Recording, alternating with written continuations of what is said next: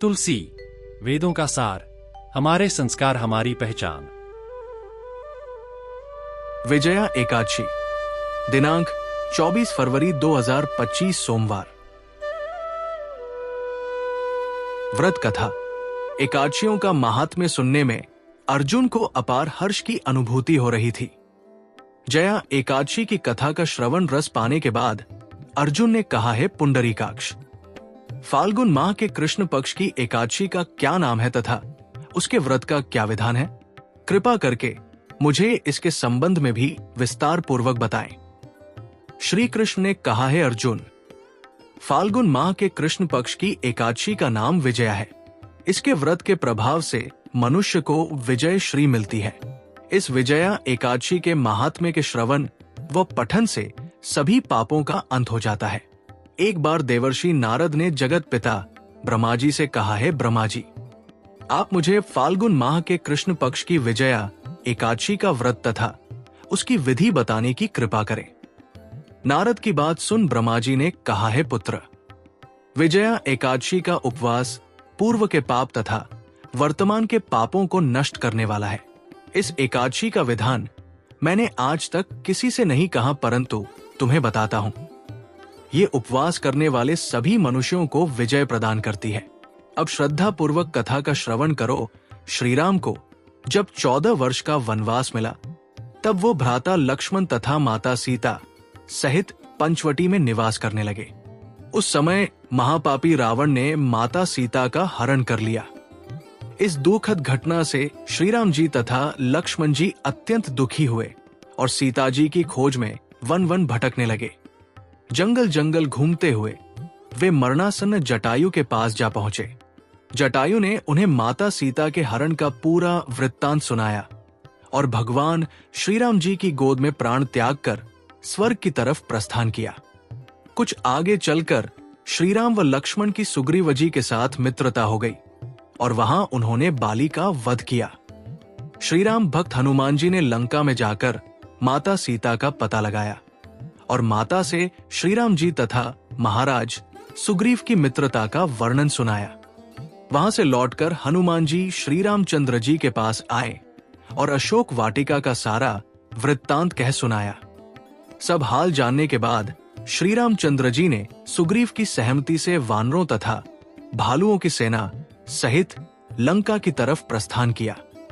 समुद्र किनारे पहुंचने पर श्रीराम जी ने विशाल समुद्र को घड़ियालों से भरा देखकर लक्ष्मण जी से कहा है, लक्ष्मण, अनेक मगरमच्छों और जीवों से भरे इस विशाल समुद्र को कैसे पार करेंगे? प्रभु श्रीराम की बात सुनकर लक्ष्मण जी ने कहा, भ्राताश्री, आप पुराण पुरुषोत्तम आदि पुरुष हैं। आपसे कुछ भी विलुप्त नहीं है। यहां से आधा योजन दूर कुमारी द्वीप में वग्दालभ्य मुनि का आश्रम है। वे अनेक नाम के ब्रह्माओं के ज्ञाता है। वे ही आपकी विजय के उपाय बता सकते हैं।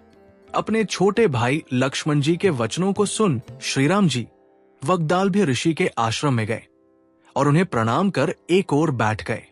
अपने आश्रम में श्रीराम को आया देख महर्षि वग्दालभ्य ने पूछा है, श्रीराम, आपने किस प्रयोजन से मेरी कुटिया को पवित्र किया है? कृपा कर अपना प्रयोजन कहें प्रभु। मुनि के मधुर वचनों को सुन श्रीराम जी ने कहा है, ऋषिवर, मैं सेना सहित यहां आया हूं और राक्षसराज रावण को जीतने की इच्छा से लंका जा रहा हूं। कृपा कर आप समुद्र को पार करने का कोई उपाय बताएं। आपके पास आने का मेरा यही प्रयोजन है।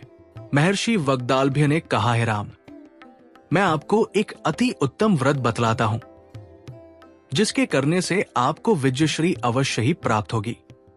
ये कैसा व्रत है मुनिश्रेष्ठ, जिसे करने से समस्त क्षेत्रों में विजय की प्राप्ति होती है? जिज्ञासु हो श्रीराम ने पूछा। इस पर महर्षि वग्दालभ्य ने कहा है, श्रीराम, फाल्गुन माह के कृष्ण पक्ष की विजया एकादशी का उपवास करने से आप अवश्य ही समुद्र को पार कर लेंगे और युद्ध में भी आपकी विजय होगी। हे मर्यादा पुरुषोत्तम, इस उपवास के लिए दशमी के दिन स्वर्ण, चांदी, तांबे या मिट्टी का एक कलश बनाएं। उस कलश को जल से भरकर तथा उस पर पंच पल्लव रखकर उसे वेदिका पर स्थापित करें। उस कलश के नीचे सतंजा अर्थात मिले हुए 7 अनाज और ऊपर जौ रखें। उस पर विष्णु की स्वर्ण की प्रतिमा स्थापित करें। एकादशी के दिन स्नानादि से निवृत्त होकर धूप, दीप, नैवेद्य, नारियल आदि से भगवान श्रीहरि का पूजन करें। वो सारा दिन भक्तिपूर्वक कलश के सामने व्यतीत करें और रात को भी उसी तरह बैठे रहकर जागरण करें। द्वादशी के दिन नदी या बालाब के किनारे स्नान आदि से निवृत्त होकर उस कलश को ब्राह्मण को दे दे। हे दशरथ नंदन, यदि आप इस व्रत को सेनापतियों के साथ करेंगे तो अवश्य ही विजयश्री आपका वरण करेगी। मुनि के वचन सुन तब श्री रामचंद्र जी ने विधि पूर्वक विजया एकादशी का व्रत किया और इसके प्रभाव से राक्षसों के ऊपर विजय प्राप्त की। हे अर्जुन, जो मनुष्य इस व्रत को विधि विधान के साथ पूर्ण करेगा उसकी दोनों लोकों में विजय होगी। श्री ब्रह्मा जी ने नारद जी से कहा था, जो इस व्रत का महात्म्य श्रवण करता है या पढ़ता है उसे वाजपेयी यज्ञ के फल की प्राप्ति होती है। कथासार: भगवान विष्णु का किसी भी रूप में पूजन मानव मात्र की समस्त मनोकामनाएं पूर्ण करता है। श्रीराम हालांकि स्वयं विष्णु के अवतार थे, अपितु अपनी लीलाओं के चलते प्राणियों को सद्मार्ग दिखाने के लिए उन्होंने विष्णु भगवान के निमित्त इस व्रत को किया। विजय की इच्छा रखने वाला इस उपवास को करके अनंत फल का भागी बन सकता है।